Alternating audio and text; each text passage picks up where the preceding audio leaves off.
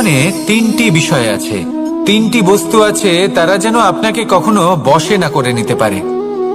প্রথম হলো ধন।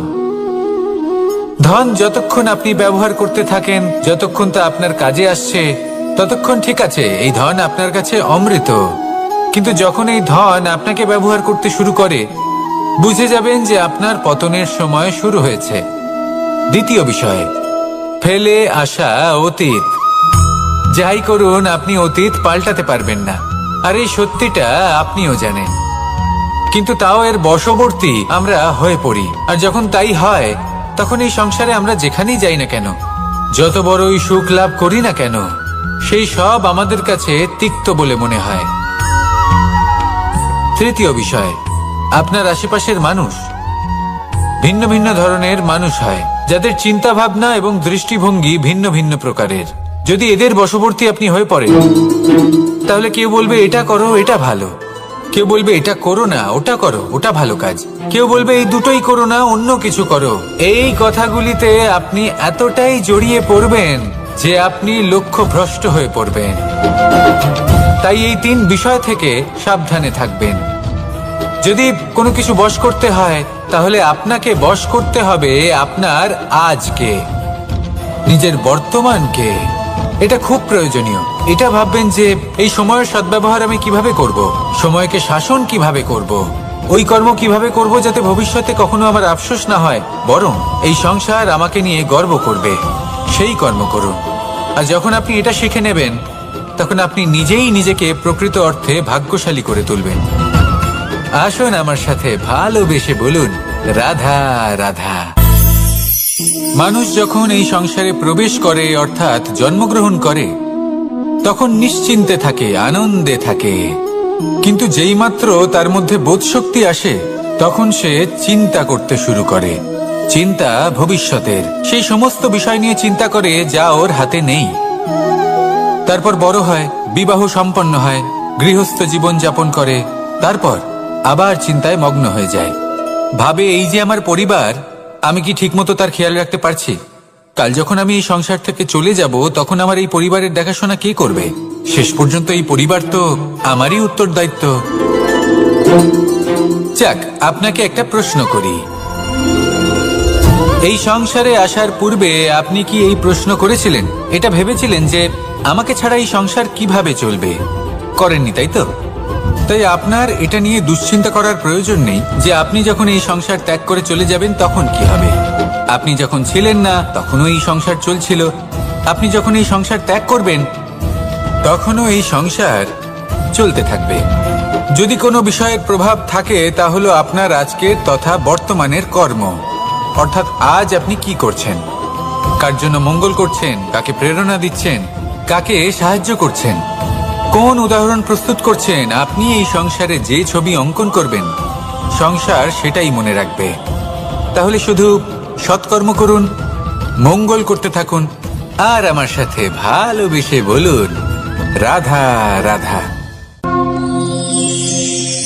আমরা চাই বা না চাই, আমরা সবসময় নয় কোনো না কোনো লক্ষ্যের দিকে এগিয়ে চলেছি, বা কোনো না কোনো যুদ্ধ করেই চলেছি। যেমন যে যুদ্ধ মনের মধ্যে চলছে, সেগুলো হলো অন্তর্মনের যুদ্ধ।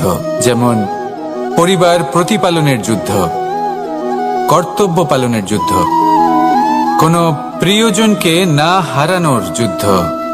এসব যুদ্ধ মনের মধ্যে চলে, এবং সেদিক থেকে দেখতে গেলে আমরা হলাম এই সংসারের সব থেকে বড় যোদ্ধা, তাই না? কিন্তু এই সব যুদ্ধে যদি আপনি জয়ী হতে চান, তাহলে তিনটি বিষয় আপনাকে মাথায় রাখতে হবে। প্রথম হলো, সেই ব্যক্তি যিনি এই যুদ্ধে পরাজিত হয়েছেন, তাকে নিজের থেকে দূরে করে দেবেন না, বরং আপনি তার কাছে যান, তার সাথে কথা বলুন, কথাবার্তা চালান, আলোচনা করুন, তার থেকে পরামর্শ নিন এবং বুঝতে চেষ্টা করুন উনি কি ভুল করেছিলেন, এবং সেই ভুল নিজের জীবনে করবেন না। দ্বিতীয়, সেই ব্যক্তি অগ্রসর হয়ে চলেছেন। আসুন আমার সাথে ভালোবেসে বলুন, রাধা রাধা। মানুষের জীবন হলো তার যাত্রা, এবং প্রত্যেকের জীবনযাত্রার লক্ষ্য হলো আলাদা। এবার মনের মধ্যে এই প্রশ্ন জাগতেই পারে যে এই জীবনের লক্ষ্যটা গুরুত্বপূর্ণ নাকি যাত্রাটা। এবং এই ভাবনায় আমরা কোথাও না কোথাও সব থেকে গুরুত্বপূর্ণ বিষয়ে ভুলে যাই যে সব থেকে গুরুত্বপূর্ণ ব্যক্তিত্ব হলো আমাদের সাথী, আমাদের সহযাত্রী, যার সাথে আমরা এই যাত্রাপথ সুনিশ্চিত করি। এটা খুব গুরুত্বপূর্ণ। আপনি নিজেই দেখুন, মেঘ থেকে বৃষ্টি ঝরে পড়ে। তার লক্ষ্য হলো ধরিত্রী, তার যাত্রাপথ হলো সেই বায়ুমণ্ডল। কিন্তু ও কোন সাথী নির্বাচন করছে তার উপর কত কিছু নির্ভর করে। যদি সাথী হিসেবে ঝিনুককে খুঁজে পায় আর ওই ঝিনুকের ওপরে গিয়ে পড়ে, তাহলে মুক্তয়ে পরিণত হয়। তখন লক্ষ্য কি হয়ে থাকে? ঈশ্বরের আভূষণ। সেখানেই যদি এই জলের ফোঁটা কোনো সাপের সঙ্গ পায়, কোনো সাপের মুখে গিয়ে পড়ে, তাহলে তা পরিণত হয় বিষে। আর তখন লক্ষ্য কি হয়? কারোর প্রাণ হরণ করা। এই উদাহরণ স্থির করে যে আমাদের জীবনে সাথীর নির্বাচন হলো অত্যন্ত আবশ্যক এবং অত্যন্ত গুরুত্বপূর্ণ বিষয়। কারণ সাথীর প্রভাব শুধু যে আপনার পথে পড়বে তা নয়, আপনার লক্ষ্যের উপরও পড়বে। কখনো কখনো কেউ আপনার লক্ষ্য বদলে দেবে, কখনো উচিতভাবে, কখনো অনুচিতভাবে। সেটা আপনার নির্বাচনের উপর নির্ভর করছে। তাহলে একজন শ্রেষ্ঠ সাথী নির্বাচন করুন আর আমার সাথে ভালোবেসে বলুন, রাধা রাধা। মানুষ বর্তমানে নিজের জীবন অতিবাহিত করেন, কিন্তু তার জীবনে অতীতকাল এবং ভবিষ্যৎকাল এই দুটোরই সমান গুরুত্ব রয়েছে। অতীতকাল অতিবাহিত হয়ে গেছে এবং সেটা জীবিত থাকে আমাদের স্মৃতি হিসেবে, এবং ভবিষ্যৎ হলো সেটাই যেটা আমরা শুধুমাত্র কল্পনাই করতে পারি। এবার অতীতের কিছু স্মৃতি এমন থাকে যা আমাদের কাছে আনন্দময় হয় না, তা কটু হয়, দুঃখজনক হয়, যন্ত্রণাদায়ক হয়। আমরা যা কিছুই করি তা বদলে ফেলতে পারবো না, কিন্তু ভবিষ্যৎকাল সেটা আমরা রচনা অবশ্যই করতে পারি, যদি আজ আমরা শ্রেষ্ঠ কর্ম করি। যদি আজকের এই দিনটা আমরা আনন্দের সাথে অতিবাহিত করি, সুখের সাথে অতিবাহিত করি, এক একটা মুহূর্ত আমরা আনন্দ এবং ভালোবাসার সাথে অতিবাহিত করি, আপনার আজকের এই কর্ম আপনার ভবিষ্যৎ নির্ধারণ করবে। আজ আপনি যেভাবে জীবন কাটাবেন তা ভবিষ্যতে গিয়ে অতীতকালে পরিণত হবে। আর তখন আপনি এমন স্মৃতি খুঁজে পাবেন যেখানে আপনি প্রত্যেকটি মুহূর্ত প্রেম এবং আনন্দের সাথে অতিবাহিত করেছেন, এবং সেই স্মৃতি মধুর হবে। তাহলে আজ শ্রেষ্ঠ এবং উচিত কর্ম করুন। আপনি নিশ্চিত রূপে একটি উজ্জ্বল, শুদ্ধ, পবিত্র এবং আনন্দময় ভবিষ্যৎ লাভ করবেন। আসুন আমার সাথে ভালোবেসে বলুন, রাধা রাধা। প্রত্যেক মানুষ নিজের জীবনে হীরক তথা হিরে এবং দর্পণ এই দুই দেখেছেন। এই দুই হলো সাদা এবং এরা দুজনেই আলোর প্রতিফলন ঘটায় এবং এরা দুজনেই উজ্জ্বল হয়ে ওঠে। আপনি হয়তো মনে মনে ভাবছেন যে এটা কি ধরনের তুলনা করছি। একটা হিরে তো রত্ন, তার মূল্য দর্পণের থেকে অনেক গুণ বেশি। কিন্তু হিরে থাকাতে দর্পণের মূল্য কিন্তু কোনো অংশে কমে যায় না, তাই না? মানুষ যখন হিরে নিজের হাতে নেয় তখন সবার আগে কি খোঁজে? দর্পণ, যাতে তার মধ্যে দিয়ে দেখে সে বুঝতে পারে যে সেই হিরে আদৌ তার শোভাবর্ধন করছে কিনা, তাকে ভালো দেখাচ্ছে কিনা, প্রসাধনের জন্য সেটা ব্যবহার করা ঠিক হবে কিনা। অর্থাৎ হীরের উপস্থিতিতে দর্পণের গুরুত্ব কম হলো না, দর্পণের কারণে হীরের মূল্য বোঝা গেল।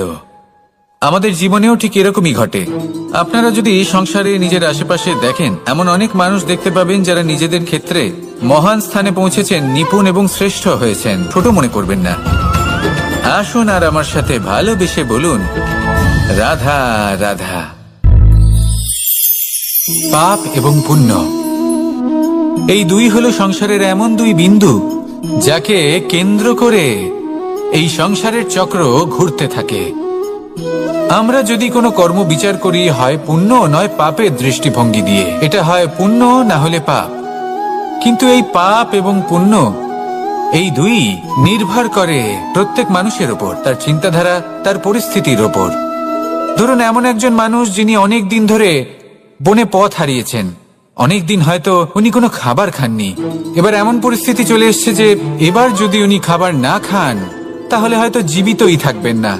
আর এমন অবস্থায় ওনার সামনে যদি কোনো প্রাণী আসে তাহলে তাকে শিকার করা, এটা কিন্তু তার কাছে পাপ নয়, এটা তো জীবিত থাকার একমাত্র উপায়। এটা তার কাছে পুণ্য সম। আর যদি আমি এমন একজন ব্যক্তির কথা বলি যিনি সরল, যিনি একটি সুখী, শান্ত, সুরক্ষিত জীবনযাপন করছেন, তার কাছে কিন্তু এটা পাপ। এইরকমই এই সংসারে ভিন্ন ভিন্ন পরিভাষা আছে পাপ এবং পুণ্যের। তার মধ্যে যদি আমি আপনাকে একটি সরল পরিভাষা দিই, সেটা হলো জীবনে যখনই কোনো কর্ম করবেন সেটা নিয়ে একটু ভেবে দেখুন যে এই যে কাজটা আমি করছি তার ফলে এই যে অন্য মানুষেরা আছেন এই সংসারে, তারা কি দুঃখ পাবেন? যদি তারা দুঃখ পান তাহলে সেটা পাপ।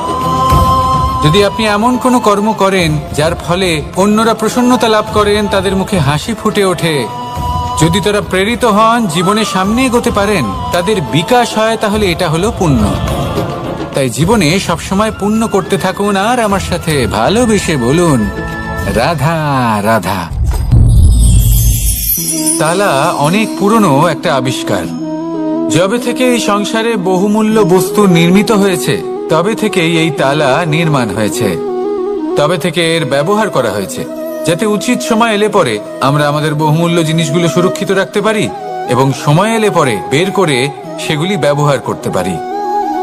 এবার একটা গুরুত্বপূর্ণ তথ্য আছে যেটা জানা অত্যন্ত গুরুত্বপূর্ণ, এবং সেটা হলো যে একটা তালা নির্মাণের পূর্বে তা খোলার যন্ত্র অর্থাৎ তার চাবিটি নির্মাণ করা হয়, এবং এটাই জীবনের খুব বড় একটা শিক্ষা প্রদান করে যায়। আমাদের জীবনে যখনই কোনো সমস্যা আসে তখন ভয়ভীত হওয়ার কোনো দরকার নেই, কারণ এই প্রকৃতি, এই ঈশ্বর এই সমস্যার সমাধান তথা এর চাবি আগে থেকেই নির্মাণ করে রেখে দিয়েছেন।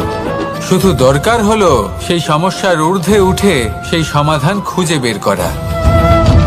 মানুষ অনেক সময় সমস্যা দেখে ভীত হয়ে পড়েন, চিন্তিত হয়ে পড়েন, নিজের বিবেক হারিয়ে ফেলেন।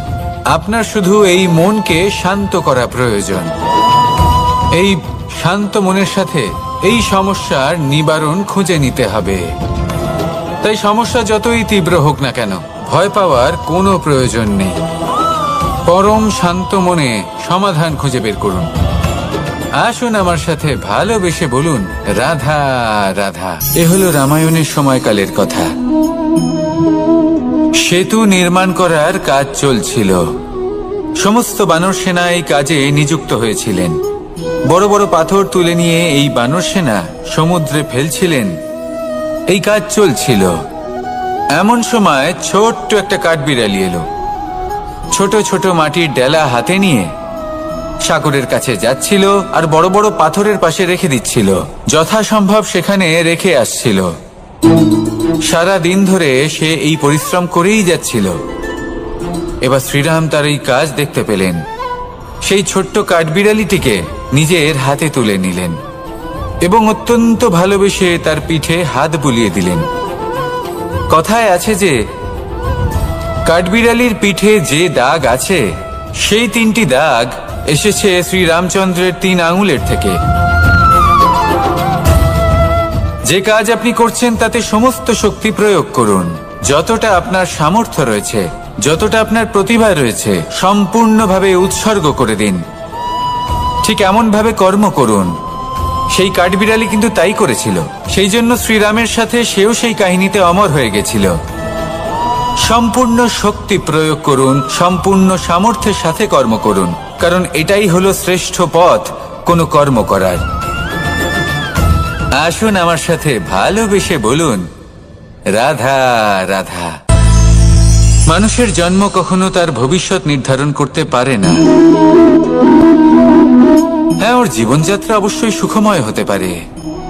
নির্ভর করে যে ও কোন পরিবারে জন্ম নিচ্ছে, তার পরিবার পরিজন কে হন, তার মাতা পিতা কে হন, তাকে কেমন শিক্ষা দেওয়া হয়েছে, কেমন ভাবে পালন করা হচ্ছে।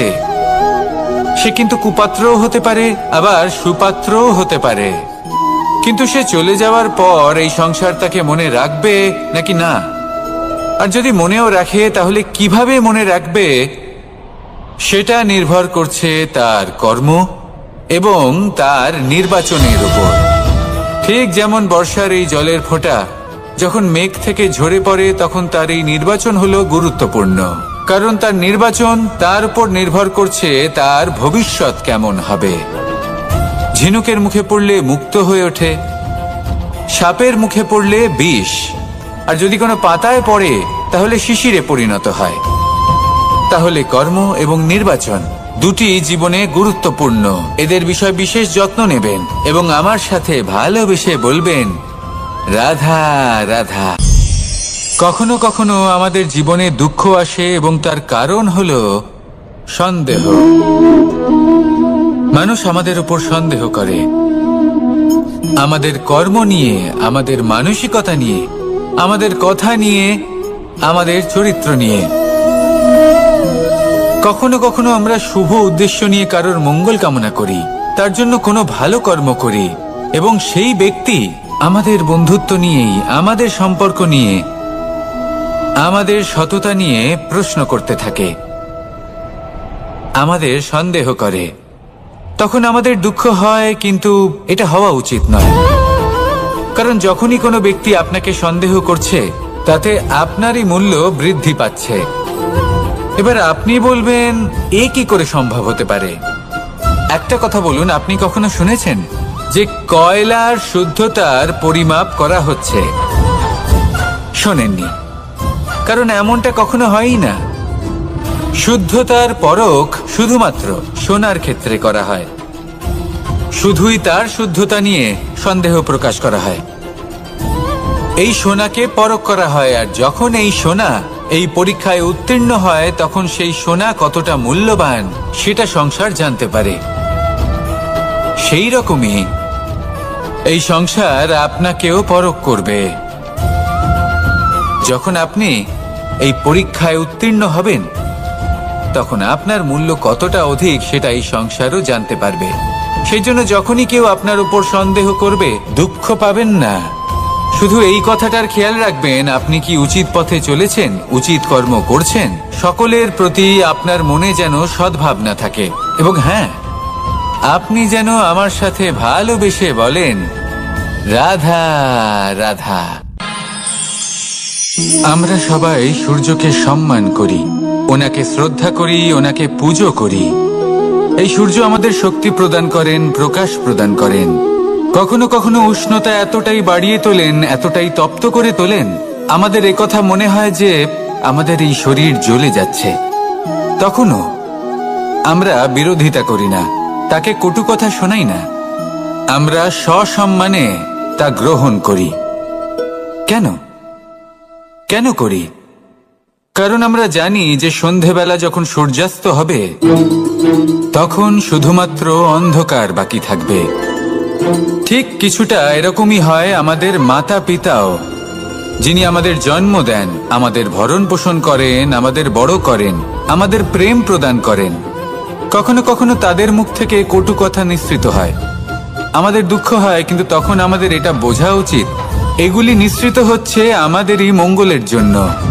যেমন সূর্যদেব, উনিও উত্তাপ দিয়ে থাকেন আমাদেরই মঙ্গলের জন্য, যাতে ফসল পাকতে পারে, যাতে জল বাষ্প হয়ে মেঘ হতে পারে, বৃষ্টি হতে পারে, আর এই সংসারে নিরন্তর জলের প্রবাহ থাকে। আমাদের মাতা পিতা, তাদের কঠোর আচরণ, তাদের কঠোর অনুশাসনের পেছনে লুকিয়ে থাকে ওনাদের ভালোবাসা। আমাদের তা বুঝতে হবে, সসম্মানে ওনাদের গ্রহণ করতে হবে। কারণ ঠিক সূর্যাস্তের পরে যেমন চতুর্দিক অন্ধকারচ্ছন্ন হয়ে যায়, তেমনি আমাদের জীবন থেকে যখন আমাদের মাতা পিতা চলে যায়, তখন আমাদের জীবনেও শুধু এবং শুধুমাত্র অন্ধকারই ছেয়ে থাকে। সেই জন্য নিজের মাতা পিতাকে সম্মান করুন, ওনাদের ভালোবাসা প্রদান করুন। এই মন আর এই জীবন প্রসন্ন হয়ে বলবে, রাধা রাধা। শিশিরের বিন্দু পাতার ওপর পড়ে আর তার গায়ে লেগে থাকে, পাতা তাকে শুষে নিতে পারে না। আর শেষ পর্যন্ত সে ঝরে পড়ে যায়। অন্যদিকে রয়েছে মেঘ এবং চাতক। এদের মধ্যে অনেক দূরত্ব থাকে। মেঘ থাকে আকাশে আর চাতক থাকে ধরিত্রীতে।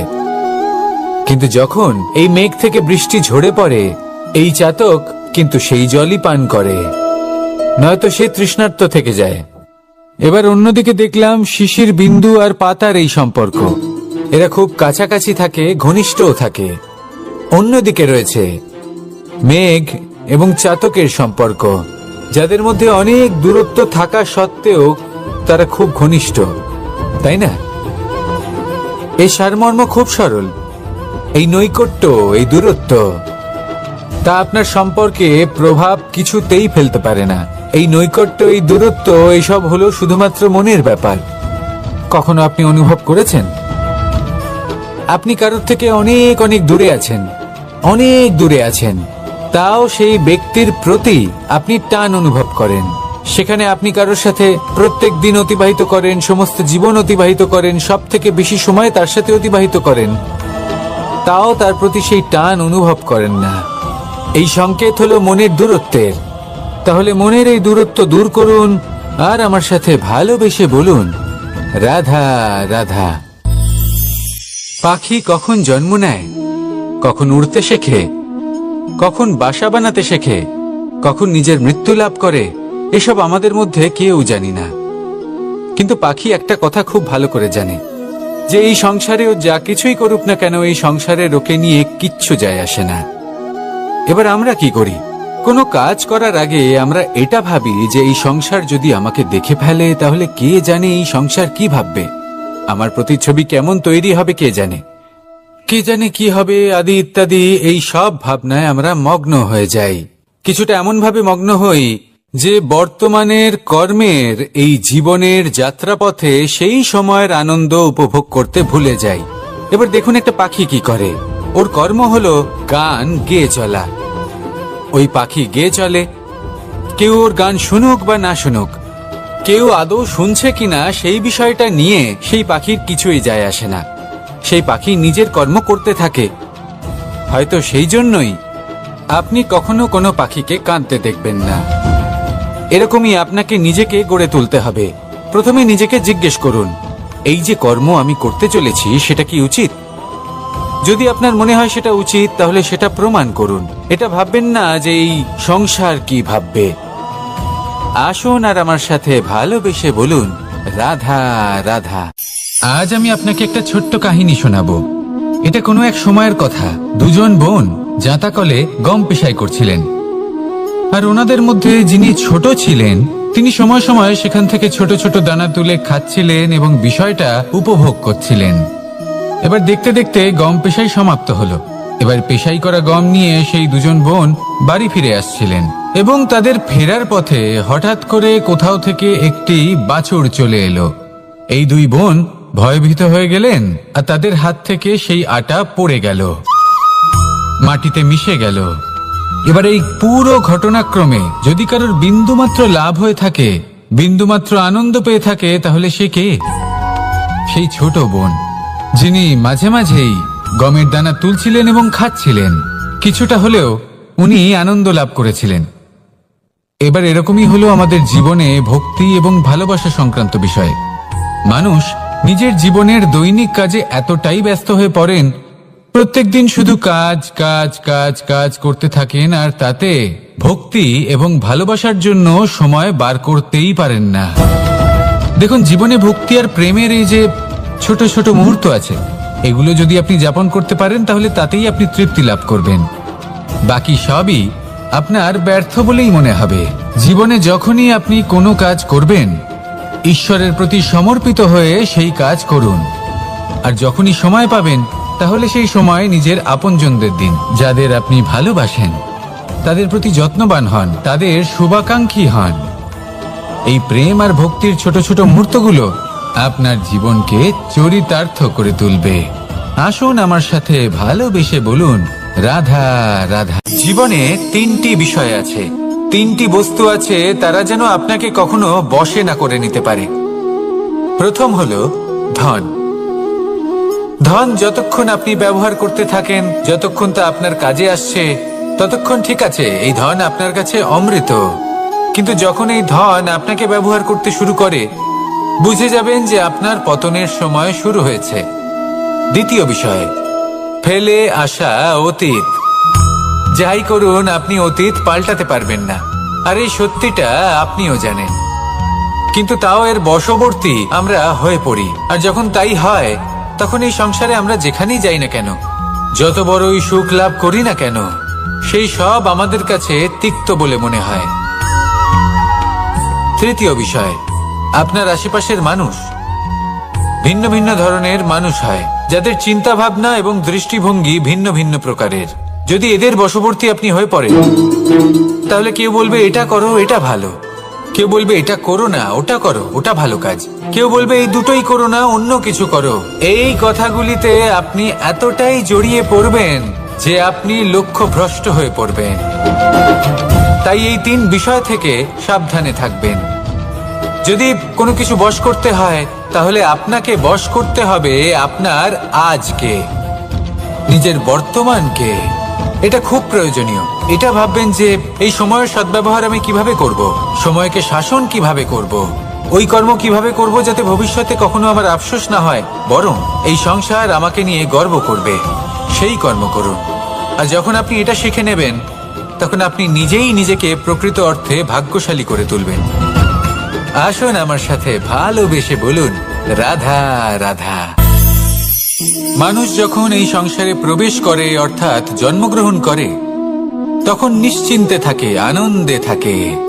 কিন্তু যেই মাত্র তার মধ্যে বোধশক্তি আসে, তখন সে চিন্তা করতে শুরু করে। চিন্তা ভবিষ্যতের, সেই সমস্ত বিষয় নিয়ে চিন্তা করে যা ওর হাতে নেই। তারপর বড় হয়, বিবাহ সম্পন্ন হয়, গৃহস্থ জীবন যাপন করে, তারপর আবার চিন্তায় মগ্ন হয়ে যায়। ভাবে এই যে আমার পরিবার, আমি কি ঠিকমতো তার খেয়াল রাখতে পারছি? কাল যখন আমি এই সংসার থেকে চলে যাব, তখন আমার এই পরিবারের দেখাশোনা কে করবে? শেষ পর্যন্ত এই পরিবার তো আমারই উত্তরদায়িত্ব। যাক, আপনাকে একটা প্রশ্ন করি। এই সংসারে আসার পূর্বে আপনি কি এই প্রশ্ন করেছিলেন? এটা ভেবেছিলেন যে আমাকে ছাড়া এই সংসার কিভাবে চলবে? করেননি, তাই তো? তাই আপনার এটা নিয়ে দুশ্চিন্তা করার প্রয়োজন নেই যে আপনি যখন এই সংসার ত্যাগ করে চলে যাবেন তখন কি হবে। আপনি যখন ছিলেন না তখনও এই সংসার চলছিল, আপনি যখন এই সংসার ত্যাগ করবেন তখনও এই সংসার চলতে থাকবে। যদি কোনো বিষয়ের প্রভাব থাকে, তা হলো আপনার আজকের তথা বর্তমানের কর্ম। অর্থাৎ আজ আপনি কি করছেন, কার জন্য মঙ্গল করছেন, কাকে প্রেরণা দিচ্ছেন, কাকে সাহায্য করছেন, কোন উদাহরণ প্রস্তুত করছেন। আপনি এই সংসারে যে ছবি অঙ্কন করবেন, সংসার সেটাই মনে রাখবে। তাহলে শুধু সৎকর্ম করুন, মঙ্গল করতে থাকুন, আর আমার সাথে ভালোবেসে বলুন, রাধা রাধা। আমরা চাই বা না চাই, আমরা সবসময় নয় কোনো না কোনো লক্ষ্যের দিকে এগিয়ে চলেছি, বা কোনো না কোনো যুদ্ধ করেই চলেছি। যেমন যে যুদ্ধ মনের মধ্যে চলছে, সেগুলো হলো অন্তর্মনের যুদ্ধ। যেমন পরিবার প্রতিপালনের যুদ্ধ, কর্তব্য পালনের যুদ্ধ, কোনো প্রিয়জনকে না হারানোর যুদ্ধ। এসব যুদ্ধ মনের মধ্যে চলে, এবং সেদিক থেকে দেখতে গেলে আমরা হলাম এই সংসারের সব থেকে বড় যোদ্ধা, তাই না? কিন্তু এই সব যুদ্ধে যদি আপনি জয়ী হতে চান, তাহলে তিনটি বিষয় আপনাকে মাথায় রাখতে হবে।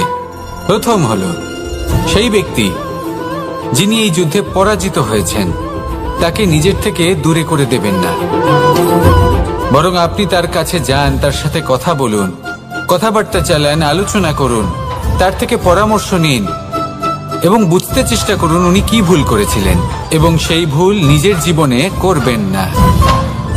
দ্বিতীয়, সেই ব্যক্তি অগ্রসর হয়ে চলেছেন। আসুন আমার সাথে ভালোবেসে বলুন, রাধা রাধা। মানুষের জীবন হলো তার যাত্রা, এবং প্রত্যেকের জীবনযাত্রার লক্ষ্য হলো আলাদা। এবার মনের মধ্যে এই প্রশ্ন জাগতেই পারে যে এই জীবনের লক্ষ্যটা গুরুত্বপূর্ণ নাকি যাত্রাটা। এবং এই ভাবনায় আমরা কোথাও না কোথাও সব থেকে গুরুত্বপূর্ণ বিষয়ে ভুলে যাই। ভুলে যাই যে সব থেকে গুরুত্বপূর্ণ ব্যক্তিত্ব হলো আমাদের সাথী। আমাদের সহযাত্রী, যার সাথে আমরা এই যাত্রাপথ সুনিশ্চিত করি, এটা খুব গুরুত্বপূর্ণ।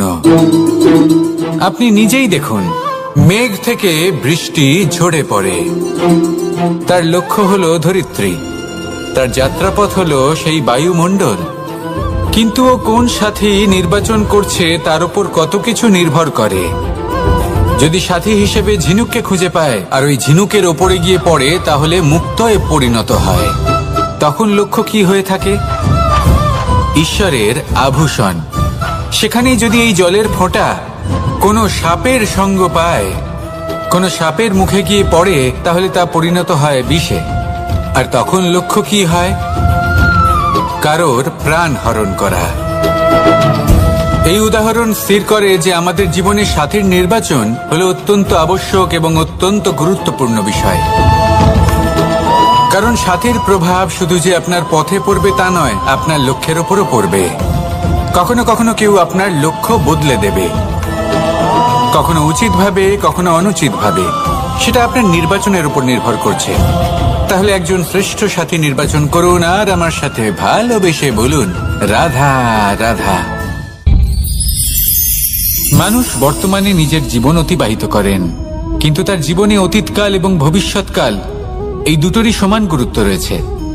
অতীতকাল অতিবাহিত হয়ে গেছে এবং সেটা জীবিত থাকে আমাদের স্মৃতি হিসেবে, এবং ভবিষ্যৎ হলো সেটাই যেটা আমরা শুধুমাত্র কল্পনাই করতে পারি। এবার অতীতের কিছু স্মৃতি এমন থাকে যা আমাদের কাছে আনন্দময় হয় না, তা কটু হয়, দুঃখজনক হয়, যন্ত্রণাদায়ক হয়। আমরা যা কিছুই করি তা বদলে ফেলতে পারবো না, কিন্তু ভবিষ্যৎকাল সেটা আমরা রচনা অবশ্যই করতে পারি, যদি আজ আমরা শ্রেষ্ঠ কর্ম করি। যদি আজকের এই দিনটা আমরা আনন্দের সাথে অতিবাহিত করি, সুখের সাথে অতিবাহিত করি, এক একটা মুহূর্ত আমরা আনন্দ এবং ভালোবাসার সাথে অতিবাহিত করি, আপনার আজকের এই কর্ম আপনার ভবিষ্যৎ নির্ধারণ করবে। আজ আপনি যেভাবে জীবন কাটাবেন তা ভবিষ্যতে গিয়ে অতীতকালে পরিণত হবে। আর তখন আপনি এমন স্মৃতি খুঁজে পাবেন যেখানে আপনি প্রত্যেকটি মুহূর্ত প্রেম এবং আনন্দের সাথে অতিবাহিত করেছেন, এবং সেই স্মৃতি মধুর হবে। তাহলে আজ শ্রেষ্ঠ এবং উচিত কর্ম করুন। আপনি নিশ্চিত রূপে একটি উজ্জ্বল, শুদ্ধ, পবিত্র এবং আনন্দময় ভবিষ্যৎ লাভ করবেন। আসুন আমার সাথে ভালোবেসে বলুন, রাধা রাধা। প্রত্যেক মানুষ নিজের জীবনে হীরক তথা হিরে এবং দর্পণ এই দুই দেখেছেন। এই দুই হলো সাদা এবং এরা দুজনেই আলোর প্রতিফলন ঘটায় এবং এরা দুজনেই উজ্জ্বল হয়ে ওঠে। আপনি হয়তো মনে মনে ভাবছেন যে এটা কি ধরনের তুলনা করছি। একটা হিরে তো রত্ন, তার মূল্য দর্পণের থেকে অনেক গুণ বেশি। কিন্তু হিরে থাকাতে দর্পণের মূল্য কিন্তু কোনো অংশে কমে যায় না, তাই না? মানুষ যখন হিরে নিজের হাতে নেয় তখন সবার আগে কি খোঁজে? দর্পণ, যাতে তার মধ্যে দিয়ে দেখে সে বুঝতে পারে যে সেই হিরে আদৌ তার শোভাবর্ধন করছে কিনা, তাকে ভালো দেখাচ্ছে কিনা, প্রসাধনের জন্য সেটা ব্যবহার করা ঠিক হবে কিনা। অর্থাৎ হীরের উপস্থিতিতে দর্পণের গুরুত্ব কম হলো না, দর্পণের কারণে হীরের মূল্য বোঝা গেল। আমাদের জীবনেও ঠিক এরকমই ঘটে। আপনারা যদি সংসারে নিজের আশেপাশে দেখেন, এমন অনেক মানুষ দেখতে পাবেন যারা নিজেদের ক্ষেত্রে মহান স্থানে পৌঁছেছেন, নিপুণ এবং শ্রেষ্ঠ হয়েছেন।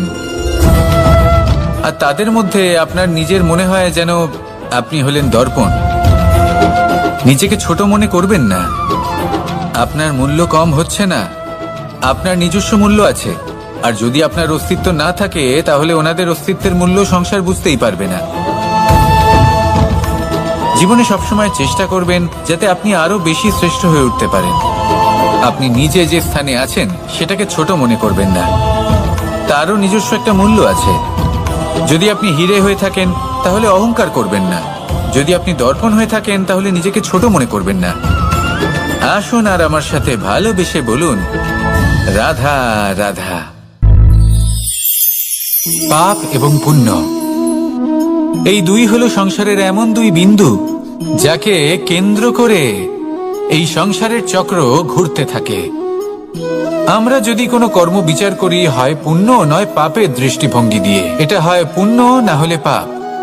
কিন্তু এই পাপ এবং পুণ্য এই দুই নির্ভর করে প্রত্যেক মানুষের ওপর, তার চিন্তাধারা, তার পরিস্থিতির ওপর। ধরুন এমন একজন মানুষ যিনি অনেক দিন ধরে বনে পথ হারিয়েছেন, অনেক দিন হয়তো উনি কোনো খাবার খাননি। এবার এমন পরিস্থিতি চলে এসছে যে এবার যদি উনি খাবার না খান তাহলে হয়তো জীবিতই থাকবেন না। আর এমন অবস্থায় ওনার সামনে যদি কোনো প্রাণী আসে তাহলে তাকে শিকার করা, এটা কিন্তু তার কাছে পাপ নয়, এটা তো জীবিত থাকার একমাত্র উপায়। এটা তার কাছে পুণ্য সম। আর যদি আমি এমন একজন ব্যক্তির কথা বলি যিনি সরল, যিনি একটি সুখী, শান্ত, সুরক্ষিত জীবনযাপন করছেন, তার কাছে কিন্তু এটা পাপ। এইরকমই এই সংসারে ভিন্ন ভিন্ন পরিভাষা আছে পাপ এবং পুণ্যের। তার মধ্যে যদি আমি আপনাকে একটি সরল পরিভাষা দিই, সেটা হলো জীবনে যখনই কোনো কর্ম করবেন সেটা নিয়ে একটু ভেবে দেখুন যে এই যে কাজটা আমি করছি তার ফলে এই যে অন্য মানুষেরা আছেন এই সংসারে, তারা কি দুঃখ পাবেন? যদি তারা দুঃখ পান তাহলে সেটা পাপ।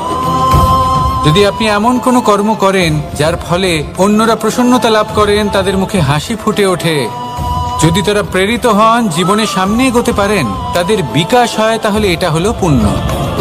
তাই জীবনে সবসময় পুণ্য করতে থাকুন আর আমার সাথে ভালোবেসে বলুন রাধা রাধা। তালা অনেক পুরনো একটা আবিষ্কার।